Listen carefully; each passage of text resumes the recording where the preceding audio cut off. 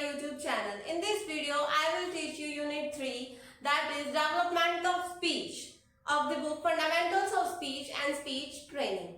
इस यूनिट 3 में क्या है कि कैसे स्पीच डेवलप होता है, एक हियरिंग बच्चे के अंदर जिसे अच्छे से सुनाई देता है और एक हियरिंग इम्पेयर्ड बच्चे के अंदर। तो इस यूनिट के अंदर यही कौन कौन से फैक्टर्स हैं जो इस पूरे प्रोसेस को अफेक्ट करते हैं। Let's start the video. First है factors influencing normal speech and language development. अब कौन कौन से फैक्टर्स हैं जो एक नॉर्मल स्पीच और लैंग्वेज डेवलपमेंट को अफेक्ट करते हैं। 6 है बेसिकली। फर्स्ट है न्यूरोमोटर मैच्योरेशन। न्यूरोमोटर मैच्योरेशन कैसे अफेक्ट करता है normal speech and language development को। जो हमारे नर्व्स और जो हमारी मोटर मसल्स हैं उनका जो कोऑर्डिनेशन या जैसे जैसे वो डेवलप होंगी वैसे वैसे स्पीच एंड लैंग्वेज भी डेवलप होगा, ऐसा माना जाता है और ऐसा ही होता है। जैसे अगर बच्चा बैठ रहा है तो उस टाइम पे उसको इतने वर्ड्स बोलने चाहिए, या बच्चा चलने लग गया है, दौड़ने लग गया, तो ये सारी चीजें भी अफेक्ट करती हैं। अगर उसका न्यूरोमोटर मैच्योरेशन नहीं हो रहा है टाइम के साथ तो उसका स्पीच एंड लैंग्वेज भी इतनी अच्छे से डेवलप नहीं होगी। Second is sensory perceptual abilities.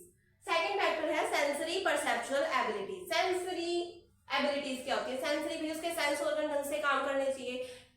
Speech development के लिए 2 सेंसेस बहुत जरूरी होते हैं, एक हियरिंग और एक विजन। देखना और सुनना बहुत जरूरी है।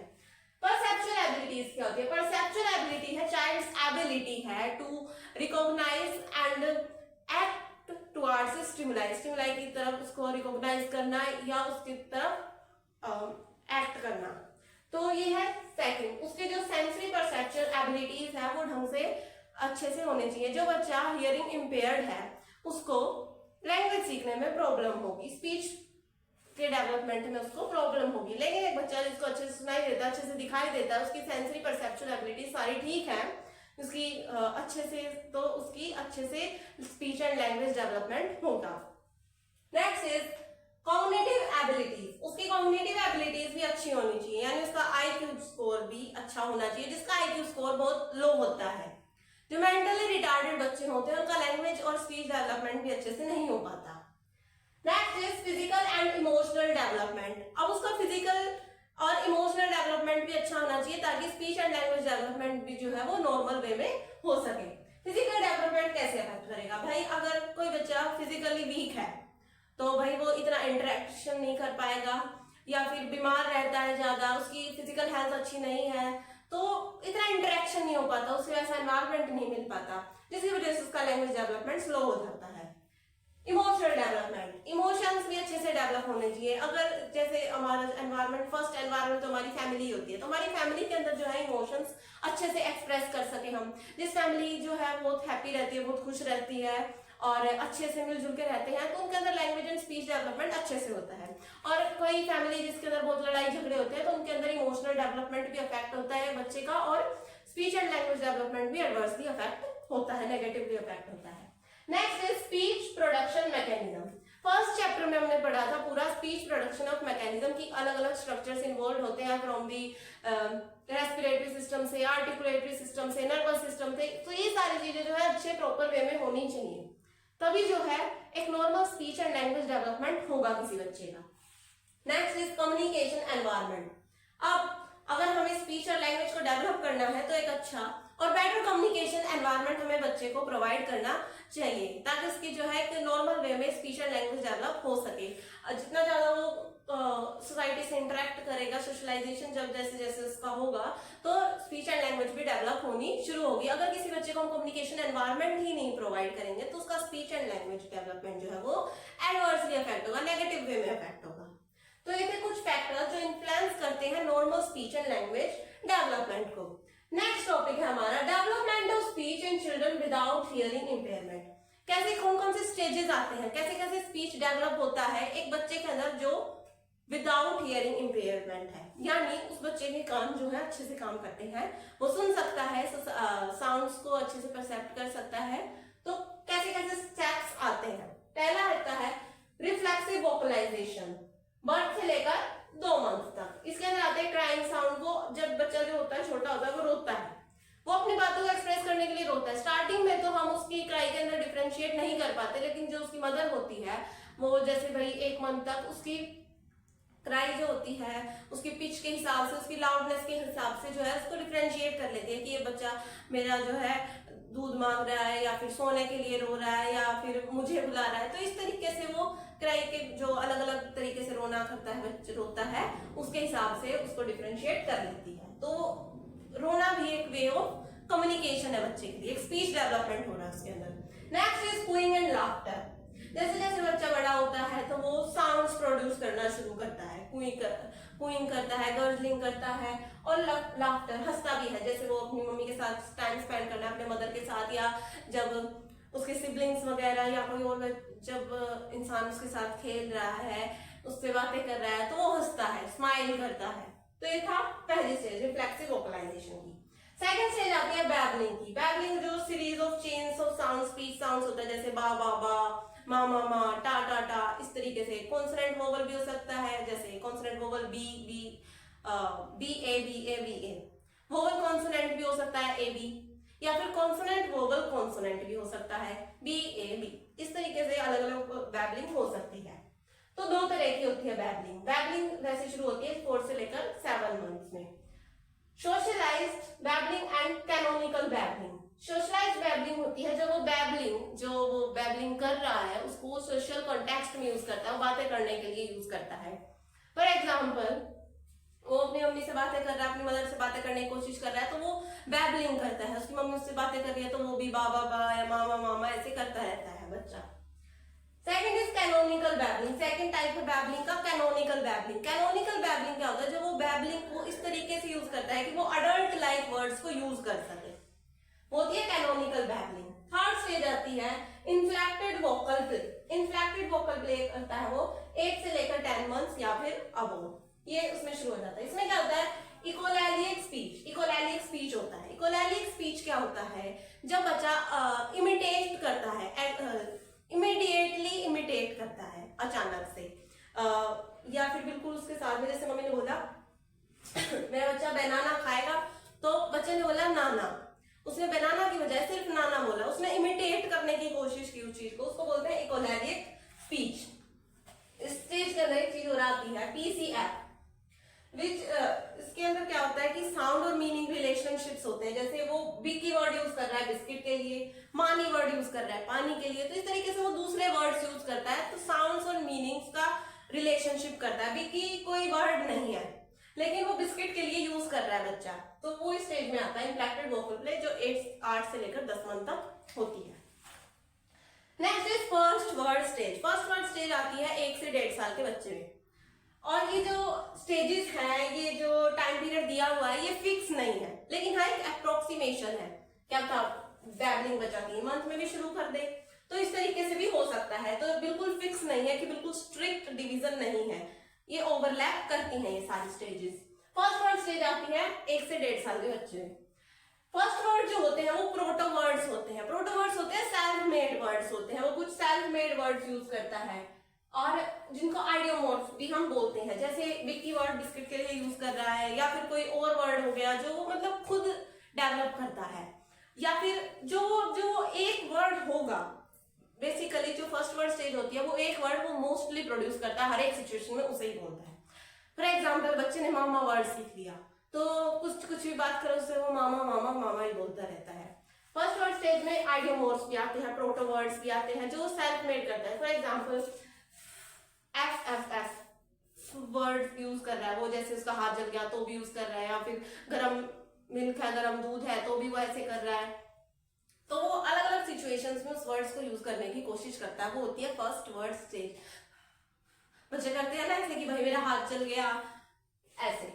Next is early language development. Early language development कैसे होगी? 1 से 2 साल के कैसे होगा? 1 से 2 साल में बच्चा क्या करेगा?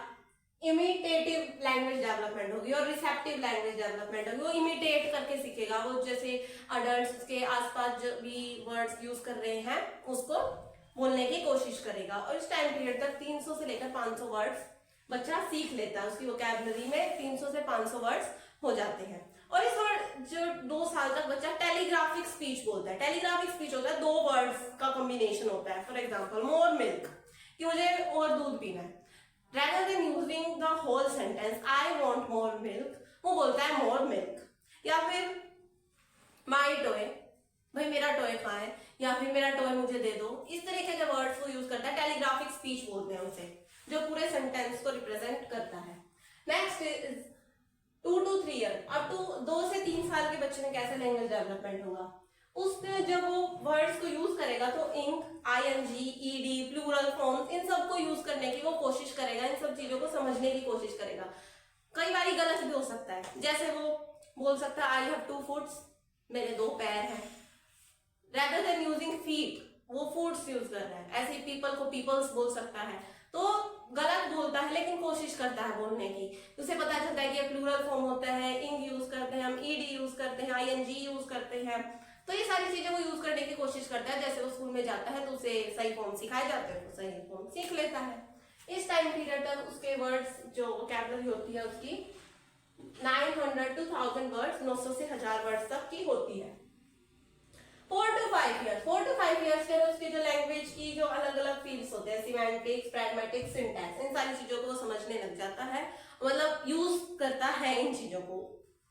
और क्वेश्चंस, इस टाइम पे वो क्वेश्चंस बहुत ज्यादा पूछता है। वो भाई बच्चा जैसे जैसे बड़ा वो क्यूरियस हो रहा है, WH क्वेश्चंस वो ज्यादा पूछता है, व्हाट, व्हाई, व्हेन, इस टाइप के क्वेश्चंस वो ज्यादा पूछता है। तो ये था अर्ली लैंग्वेज डेवलपमेंट 5 साल तक का, किस बच्चे के अंदर, जिसको हियरिंग इम्पेयरमेंट नहीं है।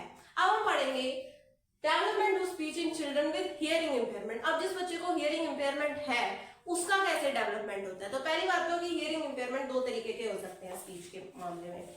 एक होता है प्रीलिंगुअल और दूसरा होता है पोस्टलिंगुअल। प्रीलिंगुअल जो लैंग्वेज डेवलपमेंट से पहले हो जाए, यानी 3-4 साल तक हम मानते हैं कि बच्चे को लैंग्वेज अच्छे से आ जाती है, तो उस टाइम पीरियड से पहले, 3-4 साल से पहले जो उसका लॉस होगा, हियरिंग लॉस जो होगा, उसको बोलेंगे प्रीलिंगुअल हियरिंग लॉस। लेकिन जो hearing loss after the acquisition of language होगा, लैंग्वेज के सीखने के बाद होगा, उसको बोलेंगे पोस्ट लिंगुअल हियरिंग लॉस, यानी जो 3 से 4 साल के बच्चे के में होगा या बाद में होगा, उसको बोलते हैं पोस्ट लिंगुअल हियरिंग लॉस। ये भी अलग अलग तरीके से अफेक्ट करता है हियरिंग इम्पेयरमेंट। कैसे? पहली बात तो उसे साउंड नहीं सुनाई दे रही, उसे साउंड ही नहीं सुनाई दे रही तो बोलने की क्या कोशिश करेगा, या फिर वो खुद भी जब बैबलिंग करता है, वोकलाइजेशन प्रोड्यूस करता है, ऐसा माना जाता है कि हियरिंग इम्पेयर्ड बच्चे के अंदर भी वो बैबलिंग और वोकलाइजेशन करता है, लेकिन उसे सोशल फीडबैक भी नहीं मिलता और ना ही उसे खुद का ऑडिटरी फीडबैक भी नहीं मिलता, जिसकी वजह से वो बैबलिंग और वोकलाइजेशन को स्टॉप कर देता है।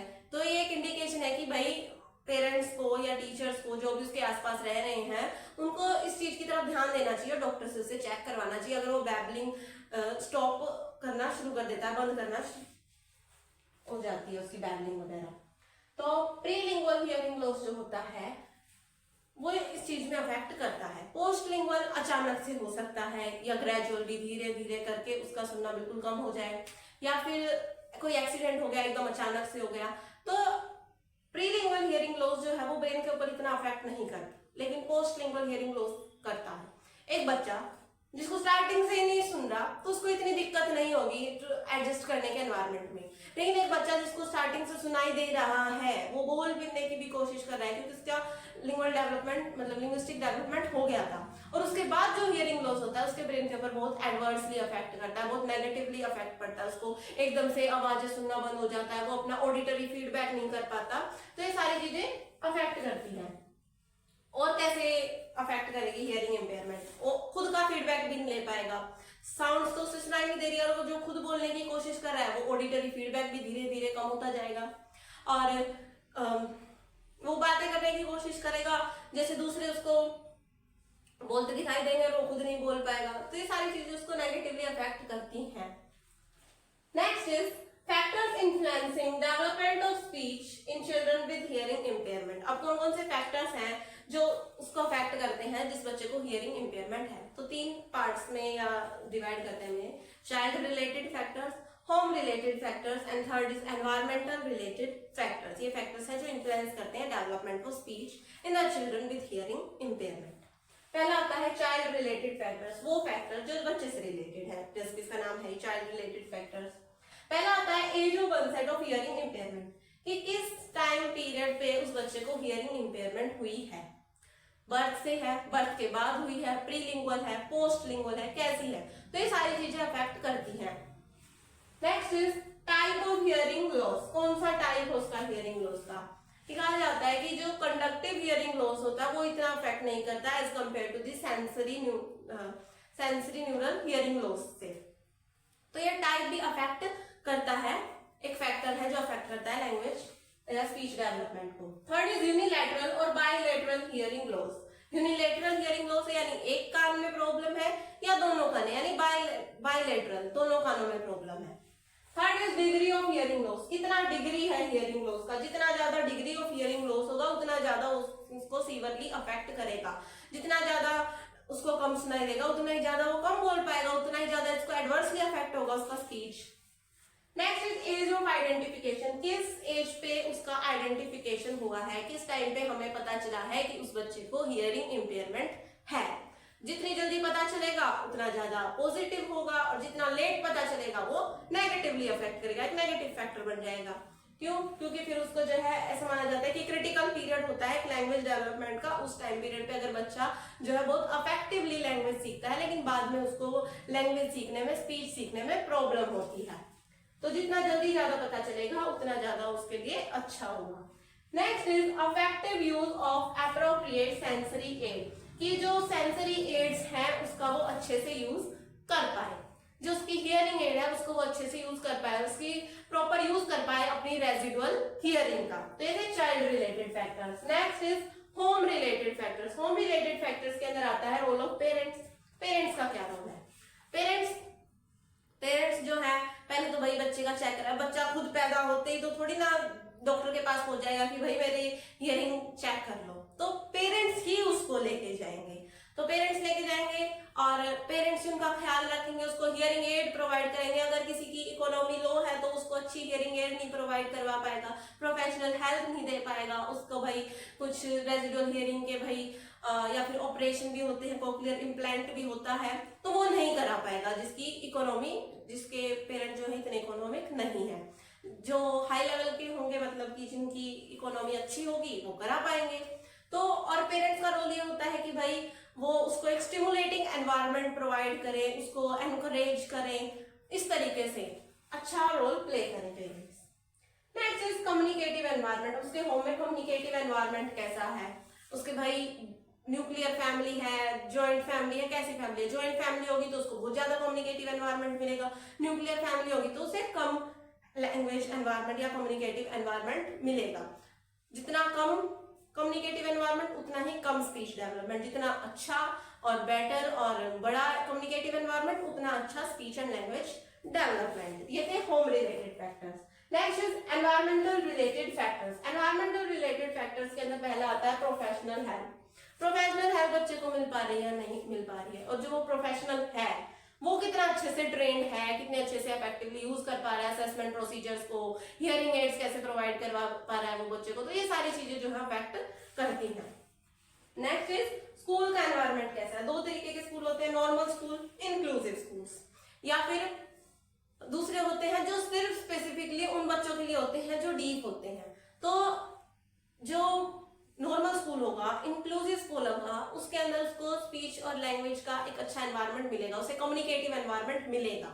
लेकिन जो डीप स्कूल होगा वहां पे साइन लैंग्वेज यूज होगी, स्पीच रीडिंग होगा, तो उसके अंदर इतना अच्छा कम्युनिकेटिव एनवायरनमेंट नहीं मिलेगा। तो ये कहा जाता है कि बच्चे को जो है इंक्लूसिव स्कूल में डालना चाहिए ताकि इसका बेटरली जो है लैंग्वेज डेवलपमेंट हो सके। नेक्स्ट है टीचिंग प्रोग्राम। अब टीचिंग प्रोग्राम कैसे है, कौन सा प्रोग्राम यूज कर रही है टीचर, टीचिंग स्किल्स कैसे है टीचर के, और एक टीचिंग प्रोग्राम को एक ऑर्डरली मैनर में, एक सीक्वेंस मैनर में होना चाहिए, एक अच्छा सिलेक्ट करना चाहिए टीचर को, और भाई उसको टाइम टू टाइम चेक करना चाहिए। तो ये टीचिंग जो रिलेटेड फैक्टर्स हैं वो आते हैं एनवायरनमेंट के अंदर। तो ये थे 3 फैक्टर्स जो इन्फ्लुएंस करते हैं development of speech in children with hearing impairment. तो ये था पूरा about the development of speech, कैसे डेवलपमेंट होता है स्पीच का हियरिंग इम्पेयर्ड बच्चे के अंदर और जिस बच्चे को हियरिंग इम्पेयरमेंट नहीं है उस बच्चे के अंदर, और कौन कौन से फैक्टर्स हैं जो उनको अफेक्ट करते हैं। तो यहाँ पे हमारी यूनिट पूरी कंप्लीट होती है। मैं आशा करती हूँ कि आपको अच्छे से समझ में आ गया होगा। And don't forget to subscribe to my channel. Thank you for watching my video.